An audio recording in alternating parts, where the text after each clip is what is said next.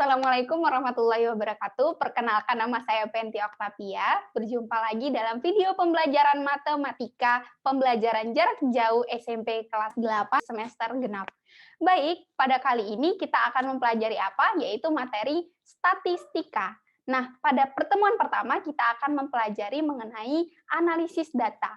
Bagaimana sih cara untuk menganalisis data? Nah, tujuannya setelah kalian menyimak video ini, kalian bisa menyajikan, kalian bisa membaca, dan kalian bisa memprediksi dalam bentuk data nanti seperti apa. Baik, kita lanjutkan. Nah, menganalisis data dalam kehidupan sehari-hari, kita sering menjumpai penerapan statistika dalam beberapa aspek kehidupan.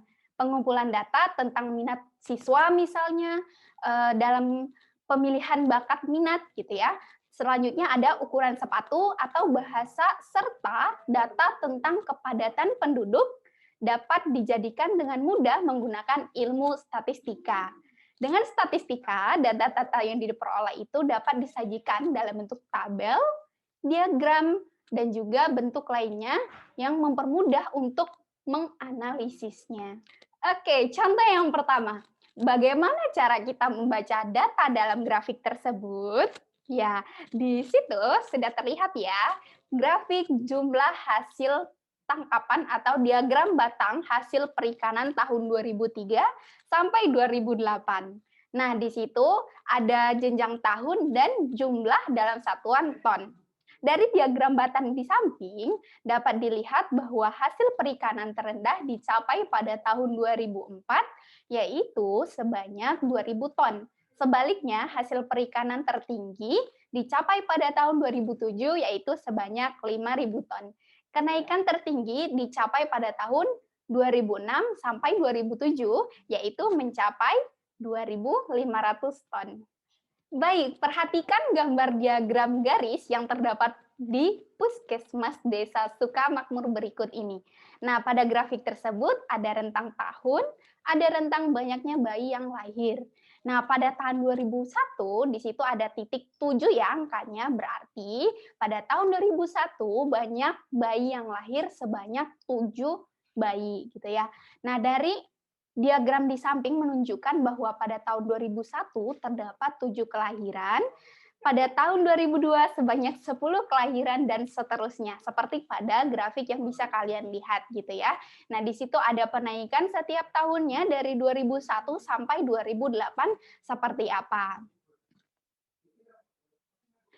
Oke, hal penting yang diketahui dari diagram tersebut yaitu yang pertama, banyaknya kelahiran di tahun 2003 adalah 13 kelahiran, di tahun 2004 sebanyak 17 kelahiran, 2005 ada 20 kelahiran, 2006 ada 22 kelahiran, 2007 ada 24 kelahiran, dan tahun 2008 ada 25 kelahiran.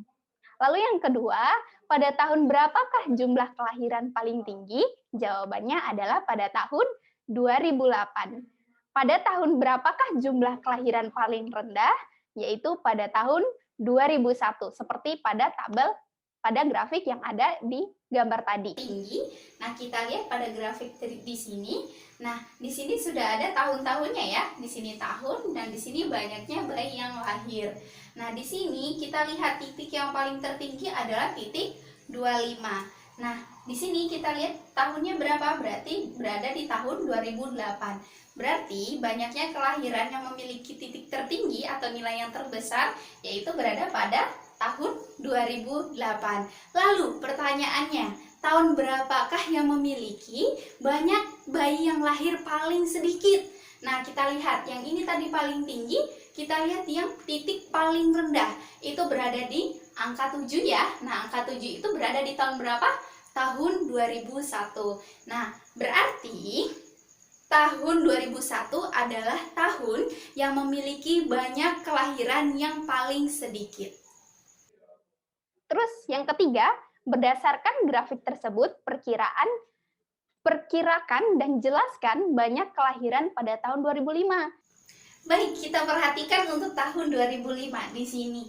Nah, di sini ada titik 20. Maknanya apa di sini? Berarti pada tahun 2005 memiliki banyak bayi yang lahir atau banyaknya kelahiran gitu ya, berada di titik 20 atau sebanyak 20 kelahiran.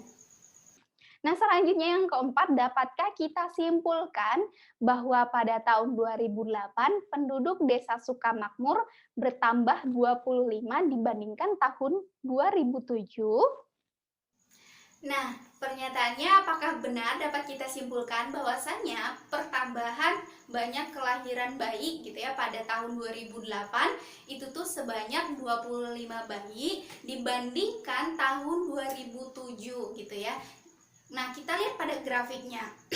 Pada tahun 2008 itu memang betul ada pertambahan sebanyak 25 kelahiran. Dari tahun 2007 menuju 2008 itu ada sebanyak 25 kelahiran. Nah, kita lihat pertambahan dari tahun 2006 menuju tahun 2007 gitu ya. Ada berapa kelahiran? Nah, di situ terdapat ada 24 kelahiran. Maknanya di situ apa? Tidak sama ya pernyataan tersebut salah ya, tidak sama. Perbandingan antara pertambahan kelahiran dari tahun 2007 dengan 2008 itu tidak sama, yaitu tadi ada 24 dan 25. Contoh yang kedua, diberikan hasil produksi dari tiap tahun pada Desa Sukamakmur dari tahun 2008 sampai dengan 2015 sebagai berikut. Nah, di sini sudah tersedia tabel 9.1 hasil produksi padi Desa Sukamakmur pada tahun 2001 sampai 2008. Nah, di sini ada tabel yang pertama yaitu tahun dari 2001 sampai 2008, lalu yang kedua hasilnya dalam bentuk ton yaitu dari 250 sampai dengan pada tahun 2008 yaitu sebanyak 420. Nah, pertanyaannya yang pertama, pada tahun berapakah hasil produksi padi tertinggi? Nah, mari kita lihat pada tabel hasil produksi padi Desa Sukamakmur pada tahun 2001 sampai 2008. Mana tahun yang memiliki hasil padi yang tertinggi? Ya, dalam satuan ton ya maksud saya. Nah, di sini kita lihat pada tabel hasil gitu ya. Mana yang lebih tinggi gitu ya di antara tabel-tabel tersebut, nilainya mana yang lebih tinggi? Kita peroleh di sini ada 380. Apakah lebih tinggi? Tidak. Nah, di sini ada jawabannya adalah 420. Ini lebih tinggi ya. Apakah ada yang lebih tinggi lagi? Tidak ada. Maka yang paling tinggi pada tahun 2008. Maka hasil produksi padi Desa Sukamakmur yang memiliki hasil produksi padi yang tertinggi yaitu berada pada tahun 2008. Yang kedua, apa yang terjadi pada tahun 2006 sehingga produksi menurun secara drastis? Nah, ini faktornya bisa banyak ya dalam dunia pertanian kayak gitu. Nanti ada misalnya faktor hama, ada faktor cuaca, faktor iklim dan lain sebagainya sehingga menyebabkan hasil produksi itu menurun secara drastis. Nah, selanjutnya buatlah suatu pertanyaan berdasarkan tabel data tersebut. Mohon maaf ya, itu yang benar adalah buatlah suatu pernyataan berdasarkan tabel data tersebut. Dan yang selanjutnya, buatlah beberapa simpulan dari data pada tabel tersebut. Kesimpulannya, pada tabel tersebut, pada tabel yang ada di sini, hasil produksi padi Desa Sukamakmur pada tahun 2001 sampai tahun 2008 yaitu memiliki hasil panen padi yang terendah itu berada di tahun 2006. Sedangkan untuk produksi padi yang memiliki hasil yang paling tinggi itu ada di tahun 2008 karena di sini ada menunjukkan 420. Nah, maknanya apa ya dari tabel di sini? Apakah dia selalu meningkat? Nah, kita lihat di sini 250 menuju 285 naik ya. Ini juga naik, ini naik, ini naik. Namun pada tahun 2006 dia memiliki penurunan hasil dari 380 menuju 225. Nah, setelah tahun 2006, di tahun 2007 apakah memiliki kenaikan atau penurunan? Nah, jawabannya adalah kenaikan gitu ya. Dan sampai pada tahun 2008 memiliki hasil produksi panen padi yang naik juga. Jadi kesimpulannya untuk hasil produksi padi itu tidak selalu naik ya, tidak konstan naiknya. Jadi ada penurunan dan ada kenaikan juga. Contoh yang ketiga, grafik di samping menyajikan penggunaan bahan bakar terhadap waktu gitu ya, waktunya ini dalam satuan jam. Nah, pada perjalanan tersebut yaitu dikendarai oleh sebuah mobil dari kota A ke kota H. Nah, seperti grafik yang ada pada gambar gitu ya, sudah bisa kita lihat. Nah, pertanyaan yang pertama, berapa liter bahan bakar total yang dihabiskan dalam perjalanan tersebut? Nah, jadi total bahan bakar yang dihabiskan dari kota A ke kota H. Nah, di sini kita lihat pada grafik ya. Di sini sudah ada titiknya dari A sampai ke H. Nah, di sini dalam jangka waktu 4 jam yang pertama di sini digunakan dalam jangka waktu 4 jam menghabiskan bahan bakar sebanyak 40 liter. Dan selanjutnya juga sama ya, seperti titik-titik yang ada pada grafik yang di sini gitu ya. Nah, berarti totalnya berapa? Kita tinggal jumlahkan. Jika memang dari A ke H gitu ya, itu rutenya melalui titik-titik kota gitu ya, yang dari A sampai ke H gitu ya. Nah, berarti yang pertama apa? Yang di kota A menghabiskan 40 liter gitu ya. Kita jumlahkan berarti pertama 40 liter. Yang kedua di kota B 20 liter.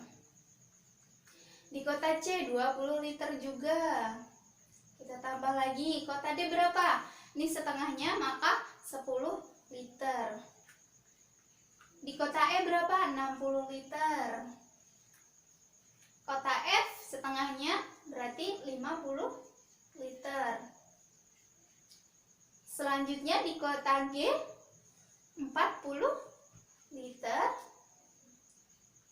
Nah, setelah itu di kota H ya, tinggal di kota H lagi itu ada 10 liter. Sehingga totalnya di sini kita peroleh hasilnya sama dengan 250 liter ya. Nah, jadi total bahan bakar yang dihabiskan dari kota A ke kota H dengan rute yang sama ada pada grafik yaitu totalnya sebanyak 250 liter. Pertanyaan yang kedua, berapa lama perjalanan dari kota A ke kota H? Kita lihat pada grafik di sini gitu ya. Berarti yang digunakan awalnya pada jam ya, pada waktunya di sini ada dimulai dari waktu jam 4 gitu ya. 4 jam sampai 12 jam. Nah, maka tinggal kita kurangkan saja 12 gitu ya. 12 dikurang 4 maka hasilnya 8 jam. Maka waktu yang ditempuh untuk melewati dari kota A ke kota H itu adalah selama 8 jam. Yang ketiga, berapa banyak bahan bakar yang dihabiskan dari titik B ke titik C? Total bahan bakar yang dihabiskan dari kota B ke C itu berapa? Nah, kita lihat pada grafiknya. Di sini B ke C, di sini di waktu 5,5 jam gitu ya. Nah, di sini ada 20 liter yang di titik kota B. Nah, kota C juga sama, 20 liter. Nah, di sini maknanya berapa bahan bakar yang dihabiskan? Nah, berarti ada 20 liter karena dia sama ya. Jadi ke kota B itu juga menghabiskan 20 liter, ke kota C juga sama, 20 liter. Maka hasilnya adalah sama dengan 20 liter. Oke, alhamdulillah kita sudah memasuki di akhir video pembelajaran. Dari apa yang sudah kita pelajari tadi, bagaimana cara kita menganalisis suatu data. Nah, bisa kita sebutkan satu-satu atau kita tafsirkan dari setiap datanya, dari masing-masing tahun, misalnya dari masing-masing waktu gitu ya. Bisa kita sebutkan pertemuan titik yang ada pada grafik tersebut gitu ya. Atau kita bisa menjelaskan dari grafik yang sudah dibuat, yang sudah ada gitu ya dari data tersebut seperti apa. Dan tentunya kita juga bisa melihat pola dari grafik tersebut sehingga kita dapat menafsirkan atau dapat memprediksikan gitu ya dalam jangka waktu tertentu untuk memprediksikan hasil dari suatu data tersebut. Oke, cukup sekian video pembelajaran matematika pada kesempatan kali ini. Sampai bertemu lagi di video-video selanjutnya. Kurang lebihnya saya mohon maaf. Wabillahi taufiq wal hidayah. Wassalamualaikum warahmatullahi wabarakatuh.